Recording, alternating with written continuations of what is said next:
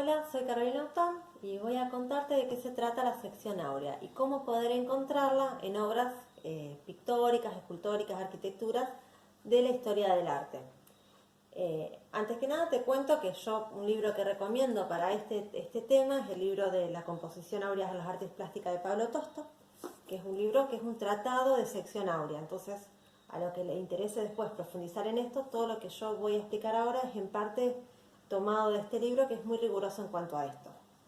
Bueno, volviendo a la sección áurea en sí, tenemos que saber que es la relación o proporción entre dos elementos, ¿sí?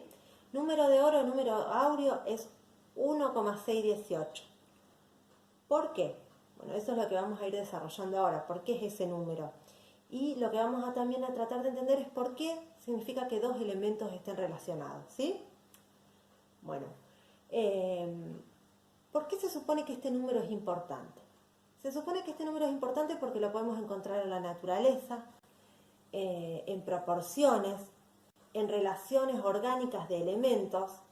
Si decimos que lo encontramos en la naturaleza, bueno, nos podemos remitir a las plantas, a las flores. Eh, si decimos que lo encontramos en relaciones orgánicas, bueno, basta con mirar la relación orgánica que va a tener el girasol o que va a tener la piña con cada uno de sus elementos, ¿sí? Bueno, ¿qué pasa? Al encontrarlo en tantas partes de la naturaleza, a nuestro cerebro le resulta conocido y eso le da placer o se siente a gusto. Esa podría ser uno de los elementos de por qué es importante.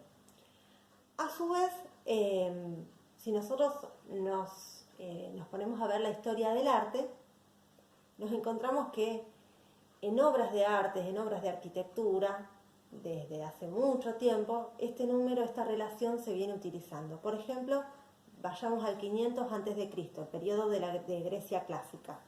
Tenemos a Fidias va a elaborar se va a diseñar el Partenón teniendo en cuenta esta sección, digamos, esta relación de partes. Si vamos al 300 a.C., periodo de la Grecia helenística, periodo de Alejandro, tenemos a Euclides, que él va a estar dentro de una de las universidades que había, de la universidad que había en Alejandría, encargado de la parte de geometría.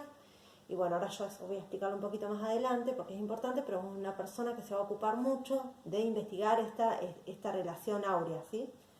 Después podemos irnos al siglo I a.C.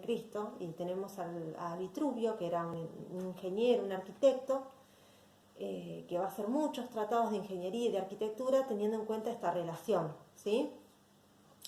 Pues nos podemos ir ya, digamos, Leonardo da Vinci va a hacer su tratado del hombre Vitruvio, lo que va a hacer es establecer un canon para poder hacer la proporción humana, y lo va a hacer a partir de estos tratados que había hecho Vitruvio, y bueno, y es todo manteniendo esta relación, ¿sí? Esta relación áurea. Y si vamos un poquito más adelante nos encontramos con el periodo neoclásico, finales del siglo XVIII. Y a finales del siglo XVIII, bueno, ellos van a tener mucho rigorismo formal, los neoclásicos. Entonces van a aplicar en sus obras muchas de estas fórmulas del periodo grecorromano. En las obras de Jacques-Louis David es muy fácil encontrar, o sea, es muy notorio encontrar esta proporción áurea. Más allá de que son obras muy rigurosas, que van a tener muchos elementos áureos, muchas subrelaciones para adentro, es muy notorio el uso de la sección áurea. Bueno, por otro lado, bueno, entonces esto es por qué se supone que es importante, ¿no? Pero ahora vamos a ver cómo hacemos para encontrar este número, cómo llegamos al número de hoy. Tenemos dos maneras. Uno es a través de la vía geométrica y otra vez es a través de la vía numérica. La vía geométrica sería la que planteó Euclides, digamos, que fue el que más le dio forma, el que más va a investigar cómo aplicar esta relación áurea. Entonces él va a decir, si yo tengo un segmento AB y quiero encontrar un punto C, que el segmento más chico guarde la misma relación con el más grande que el más grande con el todo. Entonces él al establecer esta fórmula va a llegar al número de oro. A su vez, por la vía numérica tenemos a Leonardo de Pisa, que es Fibonacci. Él estuvo muy en contacto con los árabes, con los moros, que van a ser los que les van a transmitir los conocimientos de matemáticas. O sea, por Fibonacci se dejan de utilizar los números romanos y se empiezan a utilizar los números arábigos, que son los que conocemos nosotros, que lo que hacen es incorporar, por ejemplo, el cero. Él va a hacer un tratado de álgebra, va a ser uno de los primeros tratados de álgebra que va a haber hechos por un latino. Y bueno, uno de los aportes muy importantes va a ser la aproximación al número phi por la vía numérica. ¿Cómo sería? Va a empezar sumando 1 más 1. Entonces él dice 1 más 1, 2. Inmediatamente yo sumo el 2 al último número, un 1. Entonces 2 más 1, 3. 3 más 2, 5. 5 más 3, 8. 8 más 5, 13.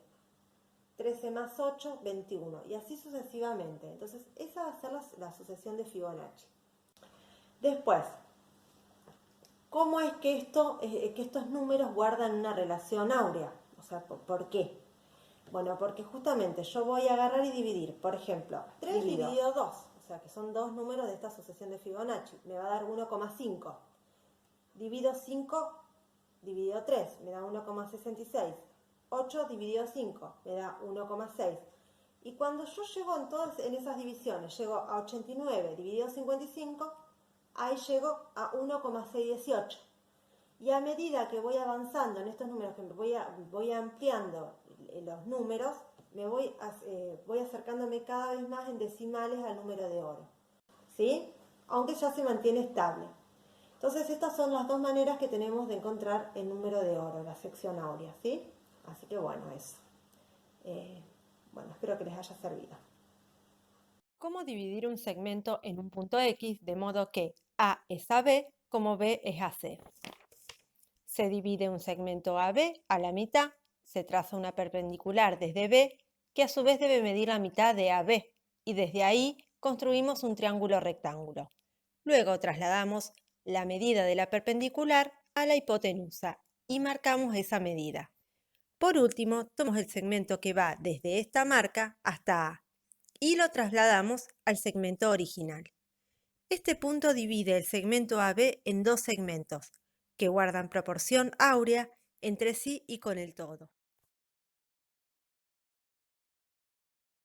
¿Cómo crear espacios áureos y cómo trazar la espiral áurea?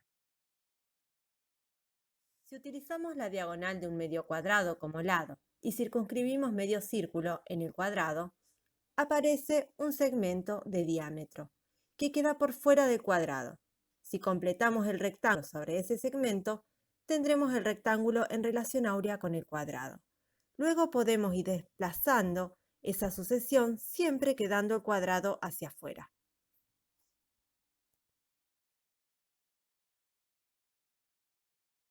En fotografía suele usarse una derivación de la razón áurea.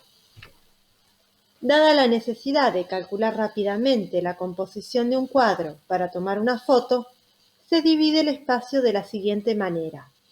Esta simplificación es de gran practicidad.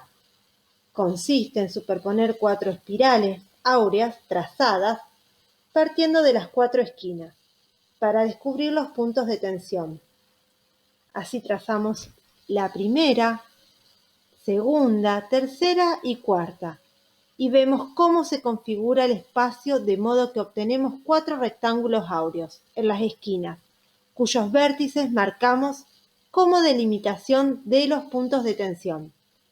Luego trazamos 2 líneas verticales y horizontales que pasen por estos puntos, obteniendo así la división del espacio en 3 franjas verticales y 3 horizontales, a la que aludimos al hablar de regla de tercios. En geometría es la figura resultante de la superposición de dos de ellas semejantes de medidas proporcionales. No es necesario que dichas figuras tengan proporciones áureas, no obstante, pueden tenerlas. Una noción práctica para los análisis compositivos es la de diagonal. Podemos observar como si en un cuadrilátero trazamos una diagonal y sobre esta marcamos cualquier punto, desplegando hacia ambos lados de la línea una línea horizontal y una vertical. Obtenemos un cuadrilátero de las mismas proporciones que el mayor. Si este fuera áureo, todos lo serán. La operación puede repetirse las veces que lo deseemos. Para terminar, les dejo una imagen del cuadro que ya analizamos, El juramento de los Horacios de Jacques David, donde aplica este análisis compositivo.